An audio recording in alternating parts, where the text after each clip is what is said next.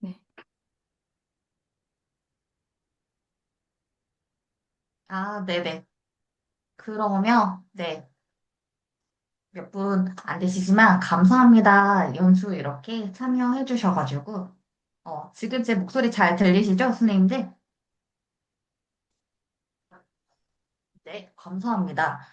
오늘 저는, 제가 평소에 이 투자 관련된 수업을 어떻게 진행하는지 조금 안내해드리고 싶어서 이렇게 자리를 만들어 봤고요.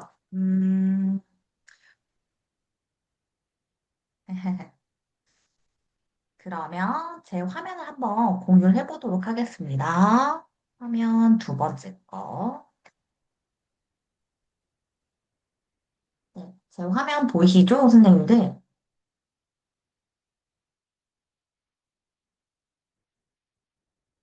네, 그러면 진행을 해보도록 하겠습니다. 음, 음, 채팅창을 제가 열어놓고 진행하겠습니다. 네. 안녕하세요. 저는 이제 아이들 대상으로, 어떤 수업을 하는지 조금 공유를 하고 싶어서 이렇게 왔습니다. 저는 은또링 쌤이라는 닉네임으로 지금 교단에서 수업을 진행을 하고 있고요. 그리고 선생님들 대상으로 사실 강의를 그 경제금융 쪽으로 많이 진행을 하고 있어요. 그런데 이게 선생님들께 실제 진행하는 이 경제금융 강의가 제가 실제 아이들한테 진행하는 수업이랑 되게 비슷해가지고 이제 아이들 대상으로 수업을 어떻게 하는지 한번 알려드리려고 이 자리를 지금 갖게 되었습니다. 일단 간단하게 제 소개부터 할게요. 일단 저는 한국 디지털 미디어 고등학교라는 특성화고에서 근무를 하고 있고요. 주로 저는 이제 회계원리나 회계실무, 세무실무 아니면 이제 또 고등학교 이제 특성화고에서는 또 따로 성공적인 생활이라는 교과를 배워요. 그래서 뭐 근로기준법이나 노동법 이런 것들을 아이들한테 알려주고 있고요. 그리고 일단 저는 에듀테크 활용하는 것도 되게 좋아해가지고, 잽퀴즈나, 그리고 잽퀴즈 정말 많이 사용하거든요. 그래서 선도 교사단으로도 활동을 했었고, 그리고 미리 캔버스는 원래 유명해지기 전부터 오랫동안 사용을 하고 있어가지고, 2기 교사 앰버서더로도 선정이 됐었어요. 그리고 성장학교나 이제 교크야 그리고 에듀테크 교사 연구회도 지금 소속이 돼서 활동을 하고 있는데 정말 열심히 활동을 하고 싶은데 현장이 치이다 보니까 이제 많은 활동들을 하지 못해도 조금 아쉬운 것 같아요. 그래서 정말 많은 활동들을 하시는 에테연 선생님들이나 다른 임원 선생님들 보시면 정말 대단하신 것 같아요. 네.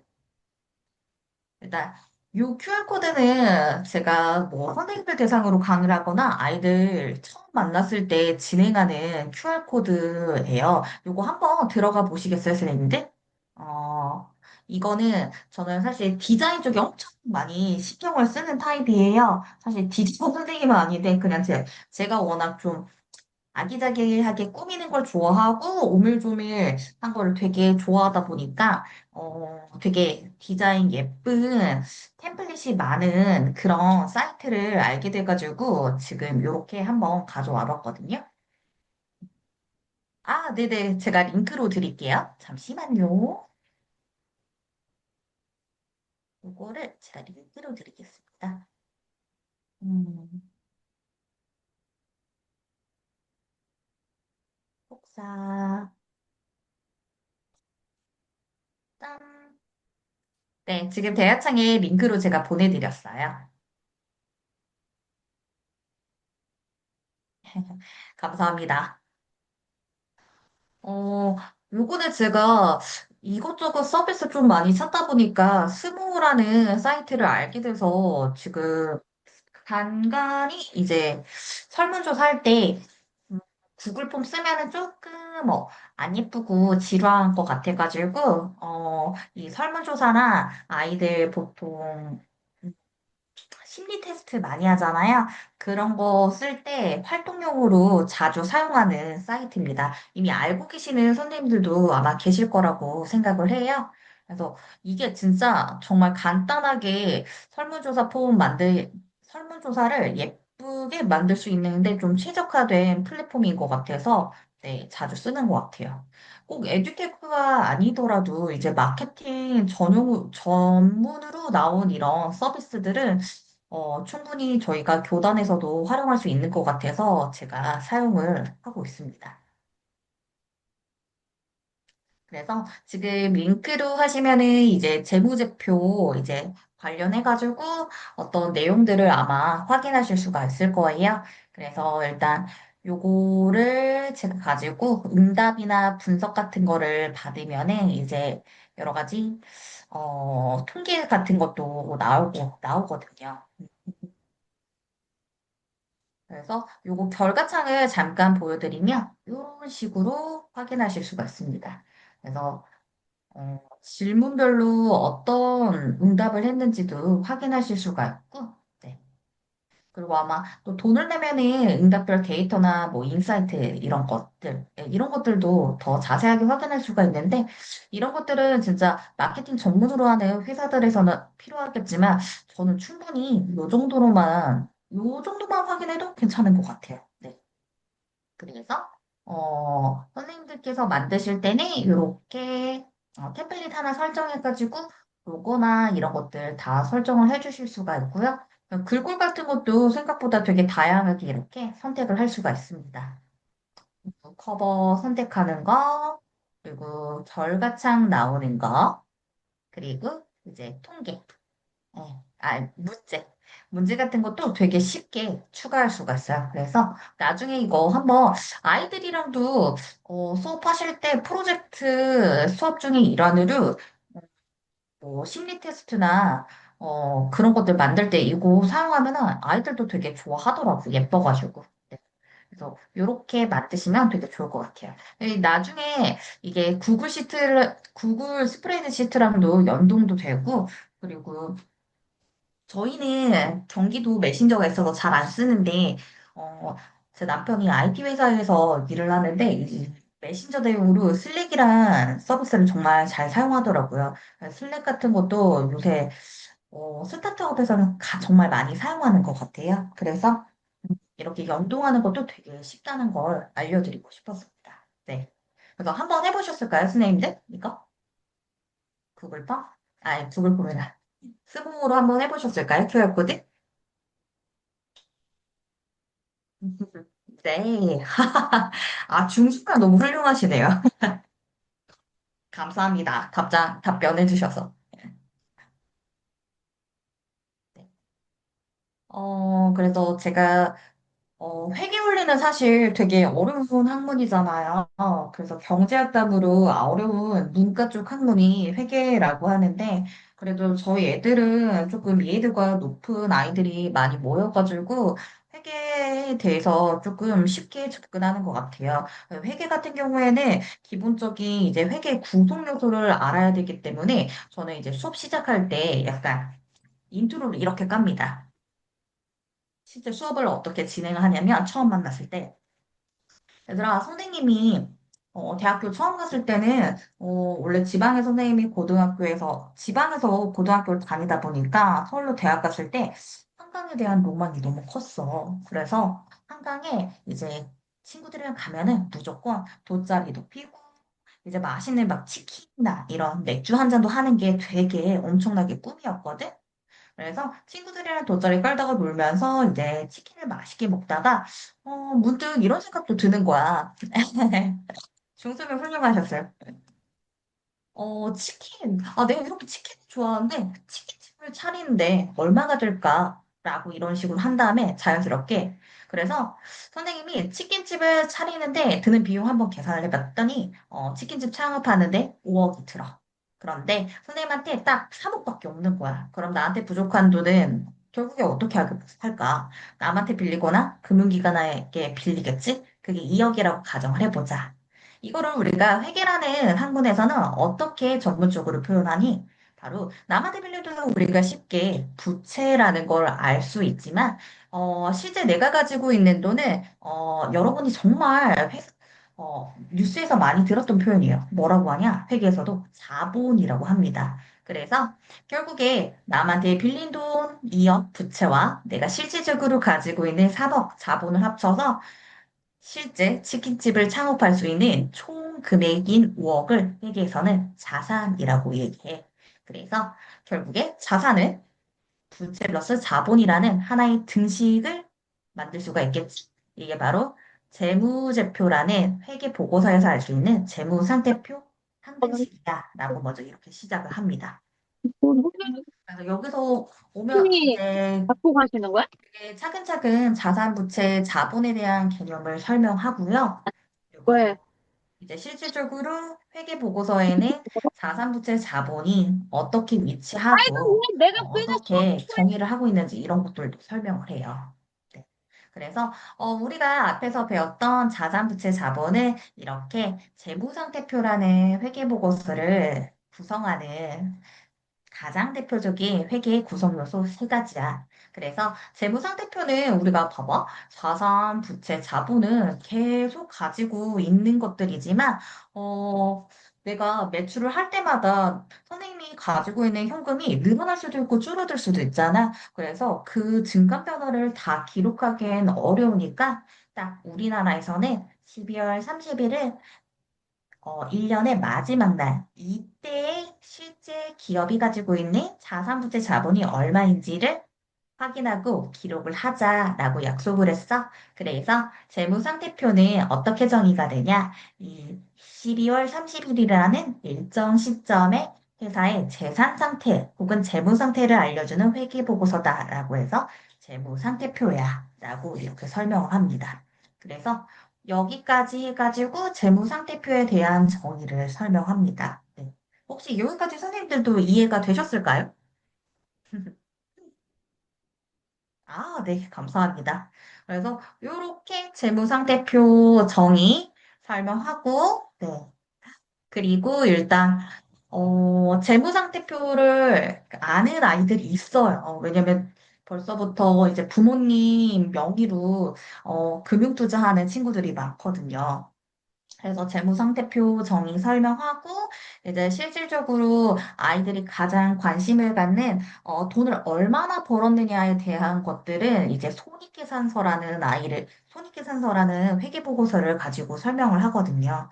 그래서, 애들아, 그러면, 돈을 얼마 가지고 있는지도 중요하지만, 내가 치킨집을 창업한 이유는 뭐겠어? 돈을 많이 벌고 싶어서겠지. 뭐, 치킨을 좋아해서도 있지만, 해서도라는 이유가 있지만, 결국에 돈을 많이 벌기 위해서 기업은 존속하잖아.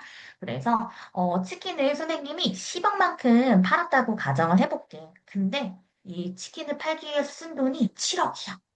그러면 결국 선생님 수중에 남아있는 돈은 얼마야? 3억밖에 안 되겠지.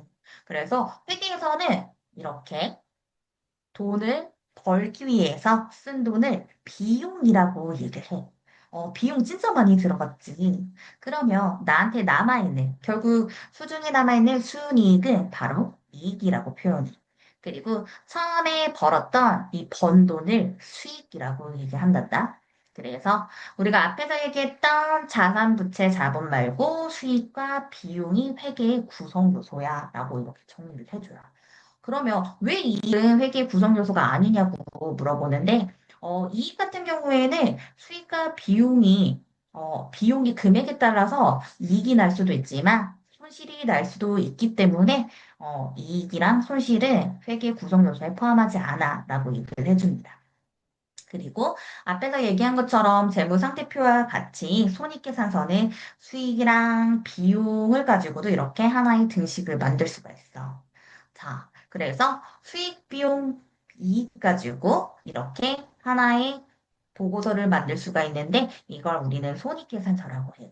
근데 앞에서 재무상태표랑은 조금 차이가 있는 게 재무상태표는 하루 일정 시점에서의 재산 상태를 의미하지만 우리가 결국 번 돈을 계산을 하기 위해서는 특정 기간 동안 얼마만큼 벌었는지 번 돈과 그리고 얼마만큼 썼는지 총 비용을 가지고 이익을 계산해야 하기 때문에 손익계산서 같은 경우에는 일정 기간 동안에 이런 경영성과를 알려줄 수 있는 회계보고서라고 정의를 해요.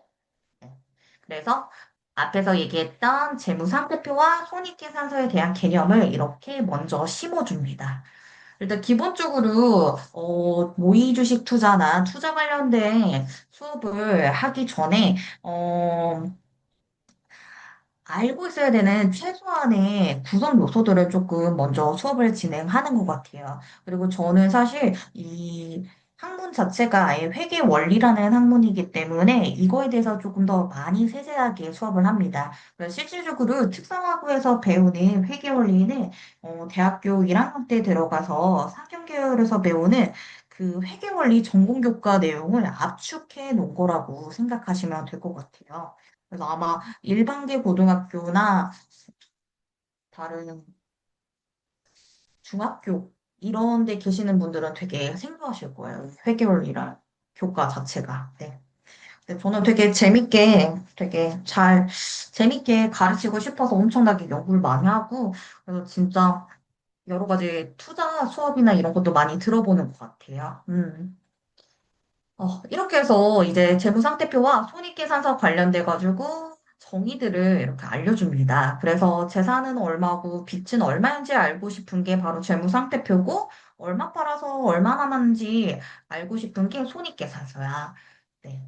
이렇게 하고 그리고 재무제표는 상장되어 있는 여러분이 알고 있는 엄청난 대기업, 뭐 삼성이나 현대 같은 그런 기업은 무조건 재무제표라는 것들을 작성을 해야 되고, 그리고 이 재무제표가 잘 작성되었는지 외부에 있는 기관들에 의해서 외부 감사를 받아야 되는데, 그걸 우리는 감사 보고서라고도 얘기해라고 또 알려드립니다. 그래서 재무제표는 선생님들도 뭐 알고 계시는 분들도 계시겠지만 재무제표는 이 제가 여러 가지라는 뜻이잖아요. 재무에 관련된 여러 가지 표라는 뜻으로 앞에서 말씀드렸던 가장 기본적인 재무 상태표와 손익계산서, 그리고 실제 회사에서 현금이 얼마만큼 들어왔다 나가는지가 궁금한 현금으로표, 그리고 자본분도표, 그리고 주석이 있습니다. 이 5가지를 재무제표라고 하고요. 그리고 보통 저희들이 알고 있는 회계사가 실질적인 이 재무제표가 잘 작성되어 있는지 확인하는 외부 감사기관, 대표적인 외부 감사기관이라고 생각하시면 될 것 같아요. 네. 법률 쪽에는 김앤장이 있는 것처럼 이제 외부 감사로 가장 유명한 회계법인이 이제 사멜회계법인 뭐 이런 것들이 있습니다. 네. 그런 것들도 이제 실질적으로 많이 들어봤던 아이들도 있고 아니면 처음 듣는 아이들도 있어서 되게 재밌게 이런 것들은 다 잘 들어주는 것 같아요. 그리고 재무제표 중에서도 그 앞에 연결이라고 되어 있는 재무제표가 있잖아요. 이 연결 재무제표는, 예를 들어 삼성으로 제가 예시를 들어볼게요. 본사에서 작성하는 재무제표도 있겠지만 사실 삼성은 본사 말고 여러 가지 계열사별로 또 회계 처리를 하기 때문에 각각 계열사별로 재무제표를 작성하잖아요. 그러면 본사에서는 계열사에서 발생한 모든 자산 부채의 자본 수익 비용을 다 합쳐가지고 하나의 삼성 큰 덩어리의 재무제표를 작성하는데 그게 연결 재무제표라고 생각을 하시면 될 것 같아요. 네. 그래서 이런 식으로 재무제표가 어떻게 구성되어 있는지도 네, 설명을 하고 있어요, 아이들한테. 재무제표 일단 실제로 분석하기 위해서는 어떤 자산 갖고 있고 회사가 어떤 자산을 어떻게 효율적으로 사용하고 있고 망할 위험은 없는지 이 3가지를 기준으로 수업을 진행합니다. 그래서 일단 가장 아이들이 투자 관련해 가지고 조금 눈여겨보는 재무제표는 일단 손익계산서예요. 왜냐면 얼마만큼 많이 벌었는지 아는 게 중요하기 때문입니다. 그래서 손익계산서에 있는 이제 수익이나 비용 그리고 이익에 엄청 초점을 두는데 여기에 초점을 두는 게 아니라 실질적으로는 재무상태표부터 먼저 봐야 되는 게 중요하다고 얘기를 합니다. 그래서 재무상태표에서 부채나 자본은 회사로 들어온 자금이 어떤 방식으로 조달되는지 알기 위함이니까, 남한테 빌린 돈이 더 많은지, 내 돈이 더 많은지, 그런 것들을 먼저 비교를 해봐야 되고, 그리고 부채와 자본을 통해서 회사 내로 조달된 돈들이 어떤 식의 자산들을 구매했는지, 이 자산 구성 요소를 파악하는 게 두 번째 단계라고 보시면 될 것 같아요. 그리고 마지막으로 봐야 되는 게 손익계산서입니다. 네. 실질적으로 이제 자산을 활용해서 얼마만큼 매출되고 수익을 내는지 중요한 게 바로 손익계산서를 파악하는 거기 때문에 재무상태표 먼저 보고 손익계산서를 보는 게 중요하다라고 설명을 하고 있어요. 네. 그래서 선생님들께서도 어차피 이거 제가 실제 선생님들 대상으로 강의할 때도 진행하는 자료와 똑같아요. 이거 배포해 드릴 테니까, 투자할 때 약간 참고해 주시면 좋을 것 같아요. 그래서 경영 3단계 뭐 자금 조달 투자 영업 이렇게 있지만 실질적으로 투자할 때는 이렇게 재무 상태표 먼저 보고 손익계산서를 그 다음으로 보는 게 중요하다라고 이렇게 설명을 하고 있습니다. 네, 저는 일단 그렇게 설명하고 있는데 아마 투자하시는 분들마다 관점이 다르기 때문에 뭐가 맞고 뭐가 틀리다 이런 건 없는 것 같아요, 선생님들. 네, 그래서 그렇게 봐주시면 될 것 같아요. 네. 혹시 여기까지 이해되셨을까요, 선생님들? 음, 네. 네, 듣고 계시죠, 쌤들? 그러면, 네, 저 계속 진행해 보겠습니다. 음, 네, 좋습니다. 네. 그래서 이제 재무상태표의 구성. 중수에게 맞아요. 원래 이게 제가 조금 더 자세하게 설명을, 아니에요. 자세하게 설명을 드리고 싶은데 수업 실제로 어떻게 진행하는지 이거 위주로 좀 설명을 드려가지고 조금 어려우실 수가 있어요. 나중에 제가 또 뭐, 이런 거 금융 관련해가지고 강의 진행할 때 안내해 드릴게요. 그때 들으시면 더 좋을 것 같아요. 그래서 재무상태표 이렇게 하는 거 구성이 되어 있는 것 중에서 제가 중요하게 볼 것들, 그리고 실질적으로 재무제표 분석해가지고, 이런 식으로 제가 약식으로 가져온 것들에서 어떤 회사들이 들어가는지 이런 것도 예시로 넣어서 설명을 하고 있거든요. 그리고 부채는 무조건 나쁜 게 아니다라고 얘기를 하고 있어요. 네. 재무제표 분석 틀이 사실, 은행 중심으로 해석하고, 은행 중심의 재무제표가 많아서 엄청 보수적입니다. 그래서 투자 부채 차이는 사실, 투자자한테는 투자를 해서 수익을 내는 거고, 그리고 은행한테는 돈을 빌려주는 것 자체가 은행이 돈을 빼가지고 주는 거기 때문에 투자보다는 약간 부채나 투기 관점으로 보기 때문에 이 관심의 차이가 아닐까 싶어요. 네. 그래서 부채는 좋을 수도 나쁠 수도 있는 악화 특성 때문에 위험하다라고 저는 아이들한테 설명을 합니다. 왜냐면 부채가 무조건 나쁘다고 볼 수는 없기 때문에. 그래서 부채 종류도 이렇게 설명을 하고 있고요. 긍정적인 부채가 있지만 이제 부정적인 부채도 있고 회사가 보통 망하는 이유는 이 부채에 대한 만기가 상환 시기가 다 됐음에도 불구하고 실패한 경우가 많기 때문에 부채가 위험하다라고 얘기를 합니다.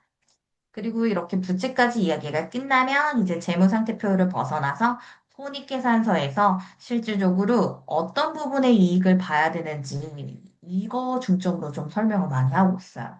그래서 총 매출액에서 매출 원가를 차감한 매출 총 이익을 보는 게 아니라 요거는 실질적으로 상품을 판매해서 남은 이익인데, 회사가 운영을 잘 했는지 안 했는지를 파악하기 위해서는 이 매출 총이익에서 회사를 운영하는 데 드는 인건비, 뭐 임차료, 아니면 여러 가지 뭐 전기세, 이런 수도관열비 같은 것도 제외해가지고 영업이익을 가장 먼저 보는 게 중요하다고 제가 얘기를 하고 있거든요. 그래서 영업이익 구분해가지고 왜 영업이익을 먼저 보는 게 중요한지 이렇게 이익 중에서도 먼저 파악을 해야 할 이익 순서를 이렇게 설명을 하고 있어요. 그리고 그 다음은 실제 사례 이렇게 넣어가지고 설명을 하고 있습니다. 그래서 정말 재무제표 조금 분석에 대해서 애들 알면은 되게 재미있어 해요. 예를 들어서 제가 이거 한번 설명을 해드려 볼게요. 신라호텔 제가 재무제표를 가져왔어요. 신라호텔 재무제표는 정말 재밌는 게 많아요. 왜냐면 보통 우리가 신라호텔이라고 하면은 호텔이기 때문에 이 호텔에 관련해가지고 발생한 매출은 거의 호텔 숙박과 관련된 이익이겠다라고 생각을 많이 하는데, 실질적으로, 재무제표 주석 부분을 자세하게 보면은, 매출액의 가장 많은 비중은, TR이라고 되어 있는 부분이 가장 많은 비중을 차지하고 있어요. 이 TR이 위에 보시면은, 트래블 리테일이라고 면세에서 발생하는 매출들이거든요. 그래서 실질적으로 신라호텔은 호텔이나 레저에서 발생하는 매출보다 오히려 면세에서 발생하는 매출이 많다라고 이걸 파악을 할 수가 있거든요. 그래서 이런 것들 보면서 이제 같이 뉴스로 어떤 것들을 가져오냐? 신라호텔이나 뭐 되게 메이저급 때는 여러 가지 기업들이 호텔 관련해서 면세 사업 영업권 따는 그런 기사들이 몇 년 전에 나왔어요. 그런 거 엮어가지고 애들한테 설명을 좀 많이 하는 편입니다. 그래서 이렇게 재무제표 분석하는 거, 네, 얘기를 하고. 그리고 만약에 또 궁금한 거 있으시면은 이거 제 오픈 카카오 채팅인데 여기서 저한테 연락 주시면은 또 재무제표 관련해가지고 수업하는 것도 많이 알려드릴게요. 그리고 최근에 제가 조금 있는 거는 아이들 이제 바이브 코딩으로 수업 자료 만드는 것들을 조금 하고 있어요. 근데 그 전에 앞서서 일단 저는 노션을 엄청 사랑합니다. 그래서 노션으로 이렇게 어 홈페이지처럼 좀 많이 쓰고 있어요. 네. 구글 클래스룸도 많이 사용하지만 전 노션을 진짜 사랑하거든요. 노션에 이렇게 저 관련된 내용이나 네, 제 번호가 나와 있는데 네, 저는 그냥 아이들한테 제 번호 그냥 공개합니다. 그리고 제 소개나 이제 1년간 이제 커리큘럼 같은 거, 네, 이런 것들 안내하고요. 주요 공지사항 같은 것들도 하는데 지금은 조금 삭제해 놓은 상태고, 아이들 명단이나 학반 반 이렇게 DB로 조금 정리를 해놔요. 그리고 퀴즈 같은 것들도 이렇게 넣어놓고, 그리고 프로젝트 활동 같은 경우에는 이렇게 따로 해놓습니다. 그래서 지금 2학기에는 이제 가상기업을 설립해서 투자 유치하는 것들을 제가 수업을 하고 있어요. 이거는 작년에 제가 아이들이랑 같이 수업을 했던 것들인데, 일단 이것들은 회사 이름은 본인들이 다 짓고요. 그리고 회사 관련해가지고 이런 것들 좀 재밌게 하고 싶어 하는 아이들은 이렇게 기원전 19년도 이렇게 하고, 그리고 본인들 소개하는 이렇게 이런 것도 있고, 비전 같은 것도 한번 세워보라고 하고, 그리고 워크시트 같은 것도 제가 직접 만들어서 놓고 있어요. 그래서 보통 투자 관련해서 수업할 때는 이제 수익성이나 안정성 진단 해가지고 재무 비율 계산하는 것도 제가 수업으로 같이 하고 있습니다. 재무 비율 계산할 때는 일단 이렇게 네. 이거 제가 다 일일이 다 만들었고요. 네, 이런 식으로 온라인 학습지, 약간 디지털 학습지 만들어서 하는 것도 되게 좋더라고요. 아이들이 이것도 보는 것도 되게 또 좋아하고, 이런 식으로 수익성 관련해서 발생할 수 있는 여러 가지 재무 비율 같은 거 다 찾아볼 수 있도록 하고, 그러면 우리 회사 같은 동종업계 수익성 지표 분석해 보는 것도 찾아가지고 이렇게 넣어보는 거, 네, 한번 해봤고요. 그리고 수익성 말고 이제 안정성 진단하는 것도 네, 재무제표 내에서 파악할 수 있는 것이니까 이렇게 계산할 수 있는 것들을 좀 잘 찾아봤어요. 네. 그래서 이게 처음에 만들 때는 되게 힘든데 막상 만들고 나면은 되게 뿌듯하더라고요. 네. 그래서 이렇게 많이 만들고 이런 지금 움직이는 GIF 파일도 네, 다 무료거든요. 플래티콘이라는 사이트에서 제가 받았을 거예요. 네, 거기서 받아가지고 하고, 네. 하고, 얘네 거는 지금 제가 한번 눌렀더니 좀 날라갔네요. 네. 그래서 안정성 진단하는 것도 이렇게 한번 해봤습니다. 기본적으로 알아야 되는 재무 비율 같은 거 이렇게 노션 페이지로 조금 정리를 했고요. 네. 그리고 저도 사실 제 거 대시보드도 이렇게 만들어서 잘 사용을 하고 있습니다. 노션 정말 강추합니다. 꼭 쓰시고요. 그리고 지금 최근에 제가 약간 되게 재미있어 하는 게 바이브 코딩에 엄청 빠져서 열심히 하고 있어요. 일단 바이브 코딩으로 지금 제가 최근에 만들었던 거는 재무제표 분석하는데 재무제표에 관련된 내용을 불러와서 어떻게 구현화시키면 좋을지 그런 것들을 조금 파악을 해봤습니다. 네. 그래서 일단 이런 프롬프트 같은 것도 진짜 열심히 노력을 해가지고 제가 만들어 봤고요. 사실 저는 지금 클로드를 유료로 결제를 해서 사용하고 있는데 보시면은 진짜 지금 많이 삭제했는데 이런 식으로 엄청나게 많이 진짜 되게 많이 시도를 해가지고 프롬프트 괜찮은 것도 이렇게 찾아오고 음, 그래서 이렇게 프롬프트 넣어가지고 구글 앱 스크립트로 한번 제가 만들어 봤었어요. 그래서 이제 구글 앱 스크립트 정말 많이 사용하시잖아요. 뭐 구글 앱 스크립트가 진짜 괜찮은 것 같아요, 선생님들. 제가 최근에 만들었던 게 아마 것 같은데 음, 바이브 코딩으로 만든 것들을 제가 이렇게 또 씁니다. 제가 지금 연습을 어저께도 좀 많이 해가지고 또 지금 제대로 삭제를 안 한 것 같은데 일단 바이브 코딩 할 때는 제가 원하는 것들을 정확하게 해야 돼요.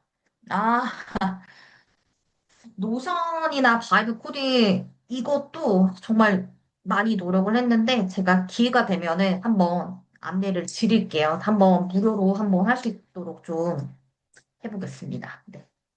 그래서 보통 저희가 이제 공시가 되어 있는 재무제표는 어디서 보면 되냐? 다트라는 사이트에서 보면 돼요. 그런데 그 다트에서는 그 재무제표 관련된 여러 가지 정보를 오픈다트라는 사이트에서 제공을 하고가 있습니다. 그래서 오픈다트에 들어가시면 여기에서 인증키 신청해가지고 이제 인증키 관련된 걸 받으면은 이제 제가 바이브 코딩할 때 이 인증키를 넣어서 이 다트에서 각 모든 기업의 재무제표를 이렇게 다 받아올 수가 있어요. 다 받아올 수가 있어서 그거를 제가 지금 조금 쉽게 만드는 버전으로 애들이랑 해봤거든요. 그래서 일단 이거 수업 시간에 실제 했던 내용인데 제가 이거 조금 정리되면 다시 안내를 드릴게요. 조금 해보니까 그 문제가 있는 게 있더라고요. 일단 API 같은 경우에는 설명을 드리면 이 AI 프롬프트를 작성하면은 이 작성하는 것 자체도 조금 중요하고요. 그리고 실질적으로 저희가 필요한 데이터가 이 아까 보여드렸던 오픈 다트와 그리고 구글 앱 스크립트를 이용해가지고 특정 회사의 재무제표를 지금 불러오게끔 만들고 싶은 거거든요. 네. 그래서 여기에는 이제 API 키 값을 받아가지고 넣어서 구동할 수 있도록 해야 합니다.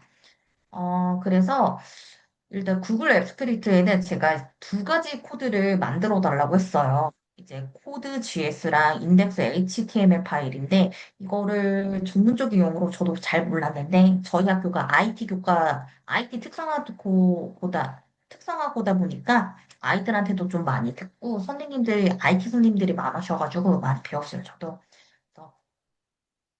프론트엔드. 네. 프론트엔드가 이제 선생님들이 실제 컴퓨터에서 사용하실 때 눈에 보이는, 사용자가 보고 있는 이 화면이 프론트엔드라고 생각하시면 되고, 그리고 백엔드라는 게 있어요. 이제 눈에 보이지 않는 이 사이트 안쪽에서 실질적으로 가동되고 있는 서버라고 생각을 하시면 되는데, 그거를 지금 이 프론트엔드와 관련된 코드가 이 코드 GS고, 그리고 인덱스 HTML이 이제 백엔드라고 생각을 하시면 될 것 같아요. 그래서 저희가 이거를 막 사이트로 만들고 배포를 하려면 진짜 어려워요, 선생님들. 그래서 요새 다른 선생님들께서 막 바이브 코딩 해가지고 엄청 쉽게 만들 수 있는 프로그램이 이 앱스크립트예요.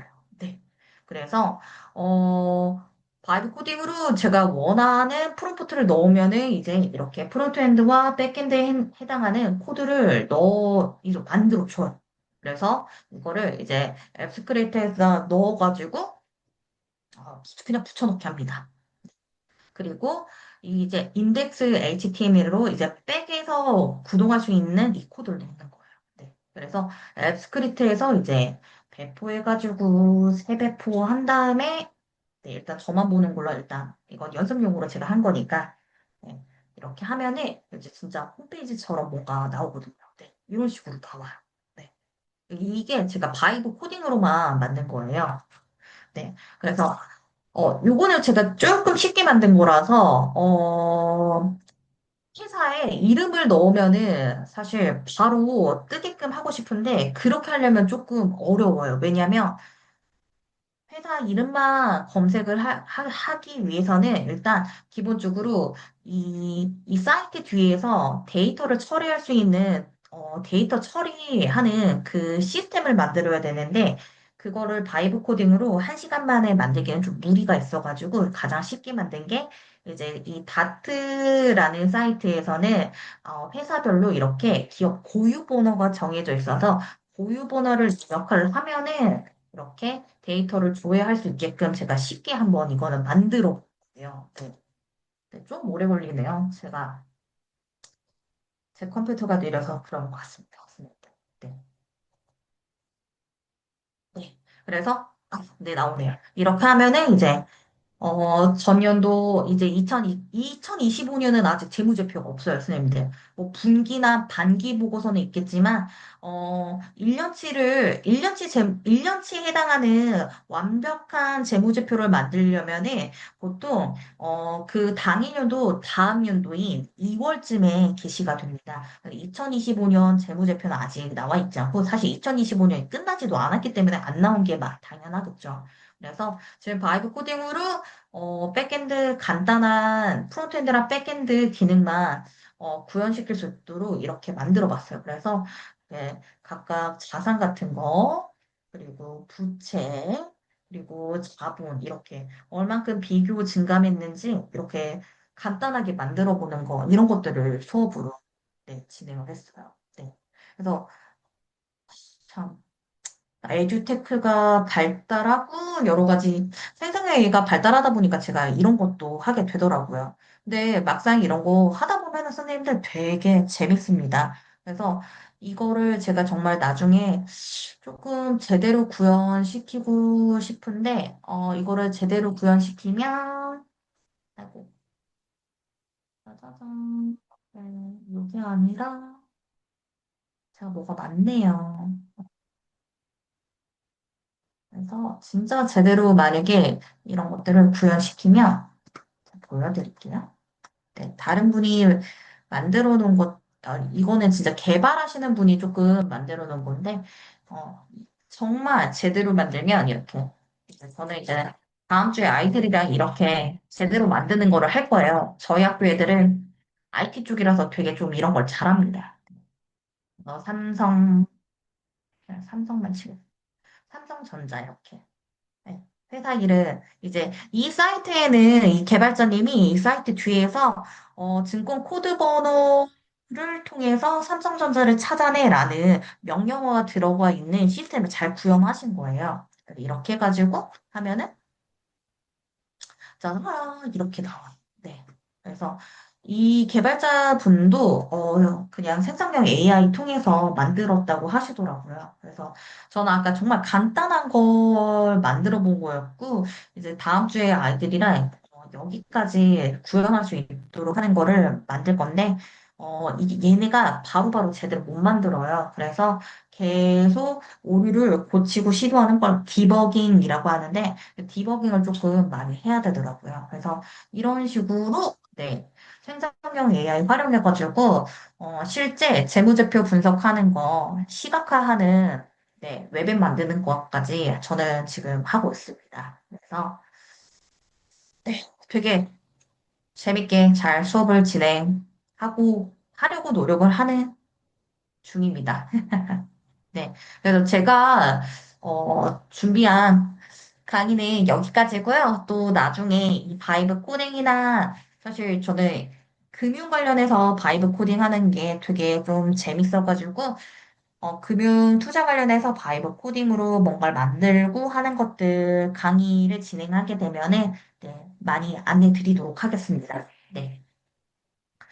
감사합니다, 선생님들. 제가 요거는 지금 바이브 코딩으로 만든 자료는 조금 정리를 해가지고, 나중에 공유할 수 있으면 꼭 공유를 할게요, 선생님들. 아, 네, 감사합니다. 제가 목소리가 안 들려요. 왜 안 들릴까요? 그러면 일단 제가 화면 공유를 중지하겠습니다. 네, 오늘 자료 올려놓겠습니다. 아, 늦은 시간 고생하셨습니다, 선생님들. 감사합니다. 궁금한 거 있으시면 나중에 꼭 저한테 연락 주셔요. 감사합니다.